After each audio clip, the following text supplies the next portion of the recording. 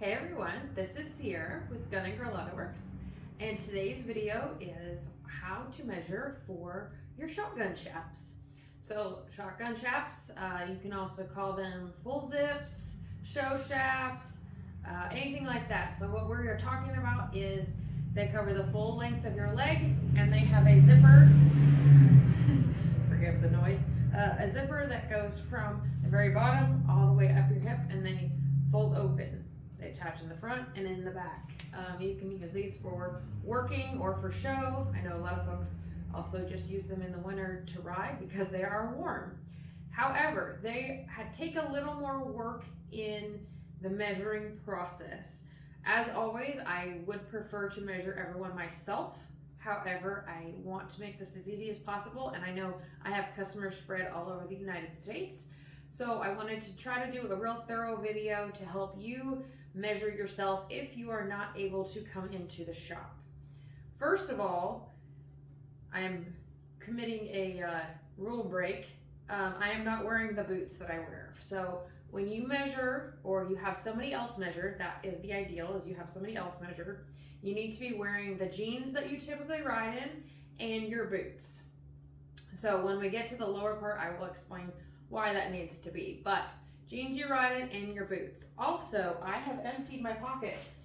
So I had my keys in my pocket. So unless you keep a knife or something like that in your pocket when you ride, if you don't normally keep stuff in your jeans pockets, take them out. Also, if you wear a belt when you ride, make sure you have that belt on. All of these things make a difference in your measuring, okay? So don't wear leggings, don't wear anything that you don't typically wear riding. Wear your jeans, your boots, your belt, and then have your pockets or in or out of your pockets depending on what you normally do. So these are my typical riding jeans. This is the belt I wear every day, riding or not. When I wear chinks or chaps, as a woman, I tend to like them to sit below my belt. So that is something that you as a rider need to decide before you do your measurements. Where would you like these to sit? Because just like everything else, that's the location at which you need to measure. So I like mine to ride just below my belt. If you prefer right on your belt, measure there. If you prefer above your belt, measure there. Wherever you want them to ride, that is where you need to measure. Also, these first couple measurements are very, very important because we as humans come in all shapes and sizes, especially us women. We have hips, we have booties, those kinds of things. And if the measurements are not taken correctly for the upper portion, they're not gonna fit you the way that they need to fit you. So, when you're starting out, one, have somebody else measure you. And when they measure you, you need to be standing with your feet about shoulder width apart, nice and relaxed. And after you work together and get the initial setup for the markers, while they're taking their measurements, you need to be looking straight forward. It makes a huge difference if we're looking down like this and watching the person measure than if we're looking up. It actually changes your measurements by several inches. And that doesn't help anything because full zip chaps have very little wiggle room as far as fit goes. So you need to be standing upright, standing nice and straight, feet about shoulder width apart, and you need to be looking forward as they're taking those measurements, okay? So that's a huge, huge thing. Wear the correct clothing, standing upright, somebody else taking your measurements, looking forward, okay? Those are very important. I'm also gonna write this out on the website when I put it all together. So the next thing is before you start and you take your measurements, it's a really good idea to mark where your measurements are. That's gonna help you and your person measuring get it all right. You can use the little round sticky dots. I remember using those as like a kid for like garage sale price tags. I happen to have these, which are just the Post-it flags that you put on paperwork. These work really well as well. So you can also use a piece of tape or anything like that, something that's going to stick to your jeans so you have a reference for where the locations should be. Lay those out first before you start taking your measurements, okay? So I'm gonna use these little flags and I already have them placed on myself. I didn't have any help today in the shop and I wanted to get this video done and out because I've had a lot of inquiries this last week for full zips. So we're gonna start there. the first place, I have my little tag. So when you look at, there will be 2 diagrams on the website. When you look at those diagrams, the number 1 location for your flag is right here at the top of your hip. So this is the highest point on your out seam that you want them to rise. So once again, this goes back to where you want your chaps to ride. I want them right below the belt. So I'm gonna put that on my out seam right below the belt. So this is number 1. Number 2 is gonna be looking straight down the front of your leg. And it's where you want the front of your chaps to ride. So this is number 2, okay? Number 3 is gonna be our upper thigh. And I actually have 2 flags placed on here just to help the visual people. I'm a very visual person. And this number 3 flag, while it actually is on the out seam of my leg, I hope you guys can see this. It's on the out seam of my leg. I've also placed one here on the front of my leg, and here's why. So the upper thigh is the widest part, the thickest part of your leg. So on me, it kind of comes right in here. So when I make these chaps, I am going to come down like this, and it's going to cut in. This is so we can see how far of a distance, so they're not going to ride up in you, or you don't have a giant gap. A giant gap is actually a big safety thing. If something happens, you can actually get forward and get hung. So we want to limit that gap without riding those up.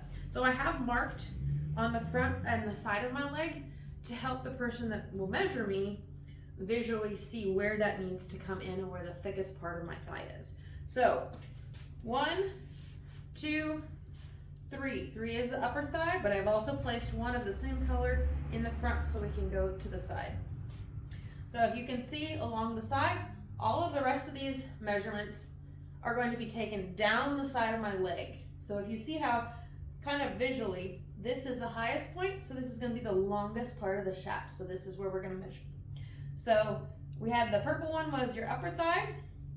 The next one down is your mid thigh. The next one down is your lower thigh. This one, which is going to be number 6, this is my kneecap right here. I've gone 2 to 3 inches above my kneecap, and that's where I need to measure. So this is kind of where your thigh muscle kind of comes down, and then it gets thin before you get to your kneecap. This is number 6. Number 7 is your knee, so right across the center of my kneecap. Number 8, this little one down here, that's going to be the thickest part of my thigh. Also, if you have tall boots, that's going to make a difference. So all the more reason that you need to wear the boots that you use when you ride, when you measure, because if you've got a tall stovetop boot, that place may change. So number 8 is the thickest part of your calf. Number 9, I do not have a flag because number 9 is the floor. And then the last one is on the front here, and it will be the top of my boot down here. This is number 10, and you're gonna come straight down the front on that one. So I will run through them really quickly just so that you can affiliate the visual with the diagram. Up here is number 1 at the very top. Number 2 is the front, straight down, but right where I want the very top of my shafts to ride. Number 3 is my upper thigh. 4 is my mid thigh. 5 is my lower thigh. 6 is 2 to 3 inches above my kneecap. 7 is my knee. 8 is the widest part of my calf. 9 is the floor. And 10 is the top of my boot. Okay? So when you're taking these, there will be 2 columns, the around column and the top down column. Okay? So the around will be the circumference of your leg, and the top down, you are always going to measure from number 1. So what we're going to do is we're going to do the around column first. And there's my tape measure right here. So on myself, and again, you should be having somebody else measure you. I do not have anyone handy, so I wanted a good visual. So the around, my tape measure is going to sit right where my number 1 flag and my number 2 flag are, okay? A soft tape measure is the best thing because then you can get a nice curvature. So that is your around, your number 1 around is your waist measurement. So there is no number 2 measurement because the number 2 will be an up and down measurement. So we're going to skip down here to number 3. Number 3 is your upper thigh, okay? Thickest part of your thigh. And I need to go around it. Once again, you need to be looking up and forward when this measurement is taken. That's number 3, upper thigh. Number 4, around is the middle of your thigh. Again, be looking up, standing straight. This presents challenges for me, but I just wanted to give a visual of what this should look like, okay? Number 5 is that lower thigh. Okay, just like that, set it. So when I do this on the soft tape and go around, you're just gonna kind of pull it gently. I'm not gonna snug it. Oh, man, my tape broke, that's fun. So I'm not gonna snug it super, super, super tight because it's not gonna allow for different jeans thicknesses, but you're just gonna set it there so it fits, okay? So number 5 is your lower thigh. Number 6 is 2 to 3 inches above your knee, just like that. Number 7 is going to be right across your kneecap. And number 8 is the thickest part of that calf, okay? There is no around for number 9, because number 9 is our floor. So the next portion is your top-down measurements. So again, you're going to start at number 1 for all of these measurements and measure to each number from number 1. Okay? So, this first top-down measurement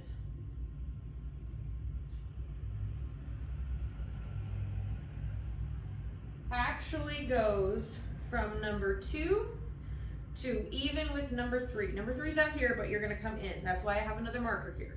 This is your first one. Number 2 to number 3 is the first one. So this is called your front rise. Okay? So from number 2 to even with number 3, straight down the front of your leg. Front rise. 2 to 3. Okay? And then this will be your outseam rise. So you're going to go number 1 to number 3, right here. Okay, outseam rise, 1 to 3. This reason being, let me grab a piece.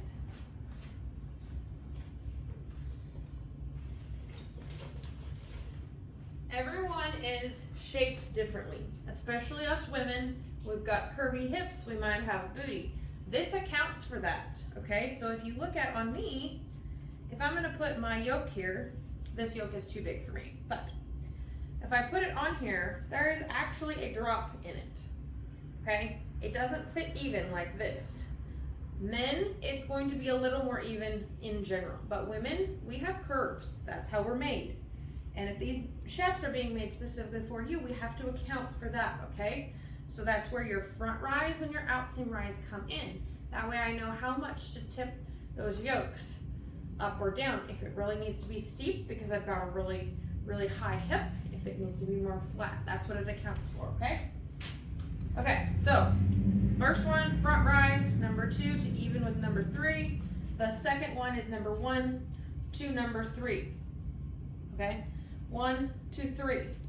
As we go down, we're going to start at number 1, and we're going to go to, oh no, number 4, okay? 1 to 4. So these are going to be incrementally longer as we go down. This is another challenge of doing it yourself. So the next one is going to be number 1 to number 5. Okay, again, standing up, looking straight forward, somebody else measuring you, 1 to 5. The next one is going to be 1 to 6. This is 2 to 3 inches above your knees, number 6. The next one is going to be number 7, okay? Number 1 to number 7. So just to give you a reference, my outseam is about 8.5. My 1 to 4 is about 11.5. My 1 to 5 is about 15. Hang on, 1, 3, 4, 5. My 1 to 6 is about 17 3/4. My 1 to 7, which is my knee, is about 20.5. It's gonna be longer if I stand up. Again, I'm looking over, okay? And then we're going to go 1 to 8, which is down here, that widest part of the calf. So for me, it's roughly 27. I have very, very long legs, and I have a higher hip. So then, number 9, which we do not have a flag for because that is the floor. And I'm gonna kind of wing this so that I can show you how long my outseam is comparatively. If I were to do this well, and I already know my measurements, I am roughly number 1 to number 9, which is the floor, 43 inches, okay? So because I have a higher hip, 1, 2, 3, top of your hip to the floor, okay? So then the last one, it is actually going to be along the front. Remember the difference? So we're gonna come up here to number 2, and I'm going to measure to the top of my foot.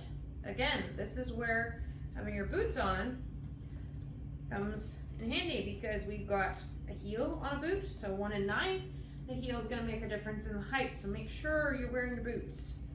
I know I'm breaking the rules here. So I'm going to go to number 1 to number 10, which is the top of the foot. And I know me, and this is about 37 and a half, 38, okay? So I hope that makes sense for everyone. Go back and rewatch it from the beginning if it doesn't. The last couple of little pieces of information that I also need is how long you want your fringe. So on shotguns, we're only gonna do fringe along the side, typically 6 inches. If people want it very short, you need to let me know that. Shotguns, you're not gonna typically have really long fringe. It's gonna end up getting in the way because it's gonna come all the way up. You're gonna end up sitting on it. So that is something to bear in mind. The other thing is that's helpful for me is to know what your purpose is as far as using these. So are you showing Western pleasure? Are you showing ring cow horse? Are you showing managed shooting? Are you doing ranch work? Those kinds of things.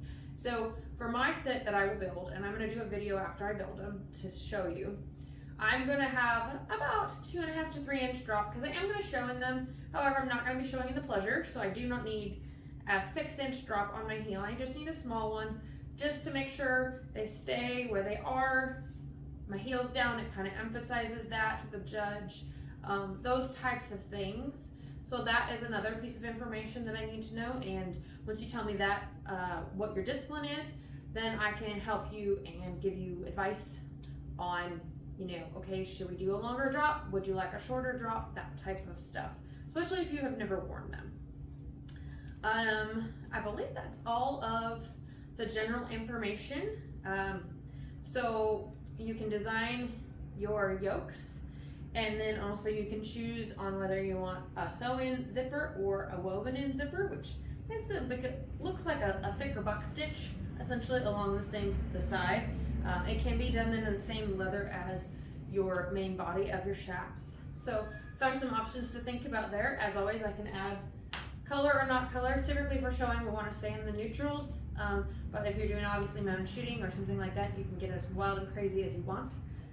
But these are totally up to you. So just like usual, these are 100% customizable, and I work with you. I don't necessarily have set menus to choose from or drop downs because I want them to be uniquely you. Just as they are sized, I want the design to be that as well. So I hope this video helps. If it does not, always feel free to reach out, call, or message me. We can certainly also do a video call as well to help you with the measurements. However, if you're local, happy to measure you if you can come into the shop. All right.